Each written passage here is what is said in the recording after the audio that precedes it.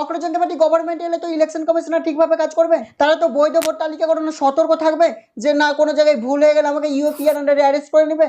UPA মূলত টেররিজমের লাগে, দেশদ্রোহী বা দেশের সংবিধান বিরোধী কোনো কাজকর্ম এক কথা সন্ত্রাসীদের ওপর এ আন্ডারে অ্যারেস্ট করা হয়, ইউপিএর আন্ডারে।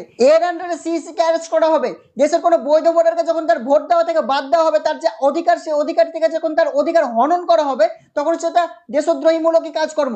সেক্ষেত্রে এটা ঠিকই আছে। সিজেপিএল এ তো ইলেকশন কমিশন সতর্কভাবে কাজ করবে। কত রিপোর্টে পাওয়া গেছে বৈধ ভোটারকে কাটা হয়েছে। সিজেপিএল এ তো সেই সমস্ত মিডিয়া হাউসগুলোকে বন্ধ করে যাবে, যে সমস্ত মিডিয়া হাউসগুলোকে গদি মিডিয়া বলা হচ্ছে, যারা নিট কেলেঙ্কারি নিয়ে সরকারকে কোনো স্ট্রিক্ট ভাবে ক্রিটিসাইজ করতে পারছে না, যারা কোয়েশ্চেন করতে পারছে না, যাদের চ্যানেলে কি দেখা যাচ্ছে, মোদিজি অনেক কাজ করে, মোদিজি 56 ইঞ্চি ছাত্রী, মোদিজি যখন সিঁড়ি দিয়ে নামে তখন রেলিং ধরে না, মোদিজি এই বয়সে অনেক বেশি কর্মক্ষম, এইসব কিছু দেখায়। গ্যাস কেন পাওয়া যাচ্ছে না এই বিষয়ে সরকার কিছু বলবে না, এসে আমাদেরকে বলবে যে কাঠে রান্না করার উপকারিতা। পেট্রোল ডিজেল পাওয়া যাচ্ছে না এই বিষয়ে সরকার কিছু বলবে না, পায়ে হাঁটার উপকারিতা শেখাতে চলে এসেছে। মেলোডির স্টক ইন্ডিয়াতে কমে গেছে, এই সমস্ত খবর শোনাচ্ছে। এই সমস্ত খবরগুলো তো বন্ধ হবে সিজিপিএল এ। ইভেন নাম করে বলেছে আদানি আম্বানি এই সমস্ত চ্যানেলগুলোকে বন্ধ করে দেওয়া হবে। যদি এদের চ্যানেল বন্ধ করে দিলে আমরা কি করে জানতে পারবো যে প্রধানমন্ত্রী কখন রোমে যাচ্ছে, কখন